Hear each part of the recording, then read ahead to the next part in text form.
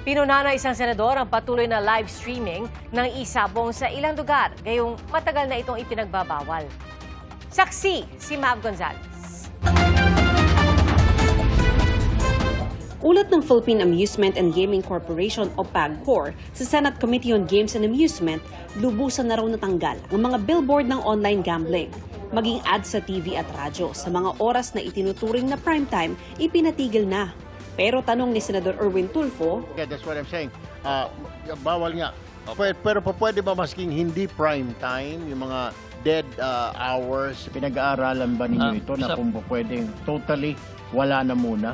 sabi ni PAGCOR Chairman and Chief Executive Officer Alejandro Tenco, pinag-aaralan na nila ang tungkol sa total ban.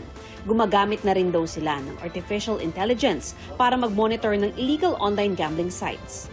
Dahil po sa AI-powered tool na ito, the reporting of PAGCOR has increased by 400%.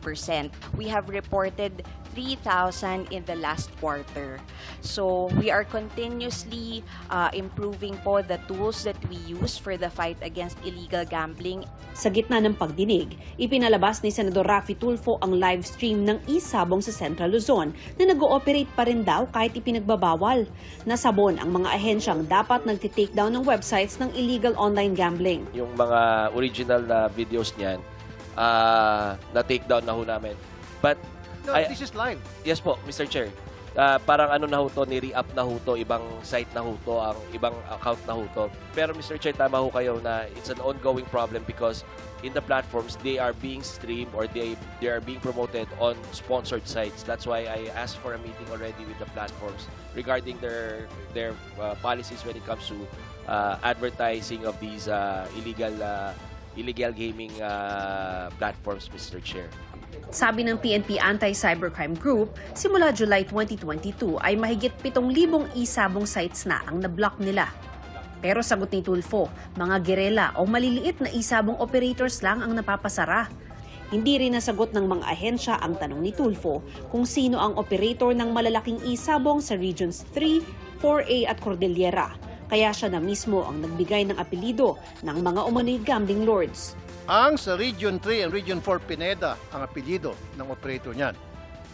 Sa region sa CAR, Cordillera Autonomous Region, Abra, ang apelyido ay Bernos. Buti pa yung barbero ko, walang Intel funds, alam. Kayo, ang lalaki ng Intel funds yun, hindi alam. Kaya siguro hindi nyo mahuli-huli dahil dun sa mga pangalang malalaki. With CICC, that's the reason why we don't really deal with names. If it's illegal, we take it down. That's the reason why whoever the person behind any illegal website is, we don't really care, Mr. Chair. So we take it down once it's reported to us. Pero hindi kumbinsido si Tulfo dahil nakarating na umano sa operator ng isabong na nahuli sila sa pagdinig ng Senado. Pero wala raw itong pakialam.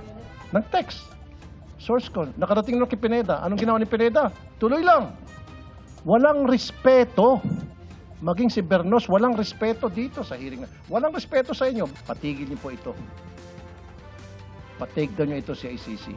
Mr. Chair, within Can the you day, give me that assurance? Within the day, Mr. Chair. Kami ho sa CICC, wala ho kaming friends na illegal ang ginagawa. Sure Mr. ka? Chair. Yes, Mr. Chair. Dagdag ng CICC, nasa 50,000 illegal gambling websites na ang naipapablock nila kada buwan. Para sa GMA Integrated News, ako si Mav Gonzalez, ang inyong saksi. Mga kapuso, maging una sa saksi. Mag-subscribe sa GMA Integrated News sa YouTube para sa iba't ibang balita.